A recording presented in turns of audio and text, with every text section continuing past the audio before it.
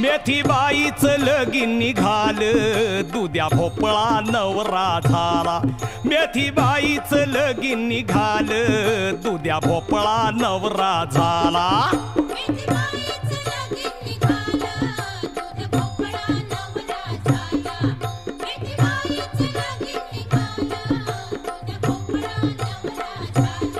धाडा देवाला लगीन पत्रिका, लवकरी यावं लग्नाला. धाडा देवाला लगीन पत्रिका, लवकरी यावं लग्नाला.